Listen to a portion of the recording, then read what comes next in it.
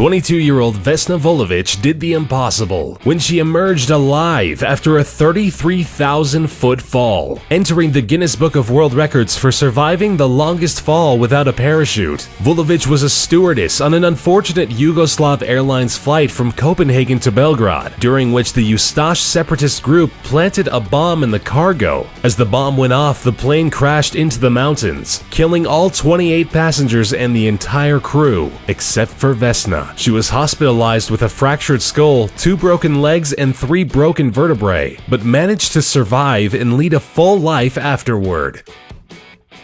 Croatian music teacher Fran Selak has had more than a few meetings with death and survived all of them. Reaching the age of 85 was not a smooth ride for Selak. At the age of 33, a train Selak was on flew off the tracks into an icy river, killing 17 passengers, but not him. With a broken arm, Selak survived this close call, only to find himself in a plane 1 year later flying across Croatia. A door on the plane was blown away, and Selak was blown out of the plane with it. Believe it or not, he survived by landing on a haystack. Only 3 years later, he was on a bus, which plunged into the river and killed 4 people. But of course, not him. At the age of 41, the fuel tank in his car exploded, but he managed to react in time and escape certain death. Again, the same incident unbelievably repeated itself just 3 years later. 20 years after that, Selak survived 1 more car explosion and another bus accident, only to win the lottery and become a millionaire in 2003. He is truly the most unlucky, lucky person of all time.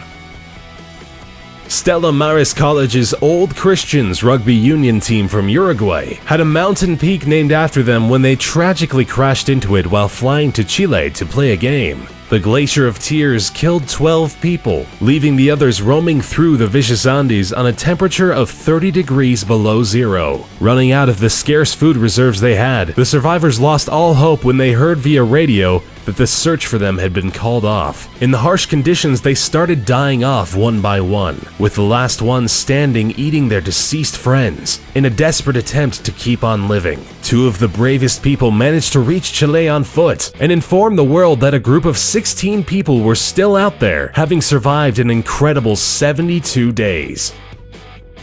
Anatoly Bugorsky worked as a researcher at the Institute for High Energy Physics in Prodvino. While checking a malfunctioning piece of equipment, a beam from the largest Soviet particle accelerator measured at about 200,000 rads went straight through his head. Bugorsky's face swelled up beyond recognition and started peeling off. The beam burned through parts of his face, his bone, and the brain tissue underneath. Astonishingly, although only 500 rads would normally be enough to kill a person, Bugorsky survived. His intellect was undamaged, and he continued his scientific career with much success. He did, however, lose his hearing in the left ear, with that side of his face remaining frozen due to the destruction of nerves. Roy Sullivan was a ranger in Virginia who made it to the Guinness Book of World Records by surviving being struck by lightning 7 times. Each strike did leave him scarred through. The lightning left him with minor injuries each time, such as the loss of a toenail or burning off an eyebrow. But some of the incidents had more serious consequences, such as setting his hair on fire, searing a shoulder, or leaving him with chest burns. Ironically, after a series of miraculous survivals, Sullivan ended his life at the age of 71 by suicide, apparently out of reasons unrelated to his bad luck when it comes to storms. Joe Simpson and Simon Yates dared to set on the mission of scaling the west peak of the Ciudad Grande, 20,814 feet high. The mountain is part of a mountain range in the Peruvian Andes. The ascent was made famous by Simpson's book Touching the Void, in which he describes the climbing and the falling. Simpson was wounded and fell 100 feet into an ice crevasse. He managed to survive and crawl back up to base camp. It took him 3 whole days.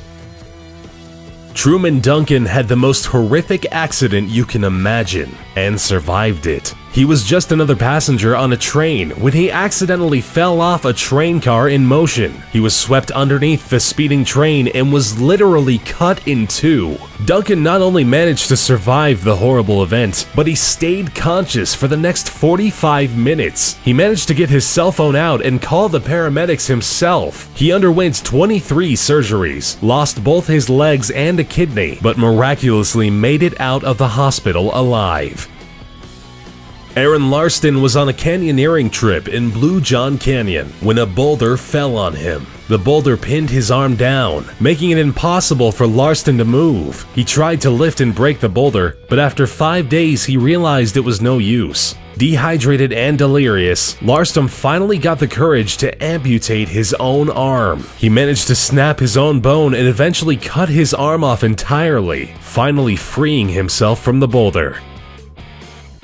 Robert Evans, a 46-year-old homeless man, was a victim of a hit and run. He was patched up in the hospital and sent away soon after. On his way back to his camp, he got into yet another accident. He was hit by a train. To be more precise, he was knocked off a narrow railroad bridge and landed in a creek. Evans ended up back in the hospital only 7 hours after his initial accident. It's pretty miraculous that he survived being hit by a car, then a train just hours later. Mauro Prosperi took part in a 1994 marathon called the Marathon of Sands. Taking place in Morocco, the marathon was unfortunately swept away by a sandstorm, which caused Prosperi to lose his way and left him stranded in the desert. Running in the wrong direction, he ended up in Algeria, where he took refuge in an abandoned mosque. He survived 9 days by drinking his own urine and eating bats and snakes before he was found by a nomadic family who took him to an Algerian military camp where he was hospitalized.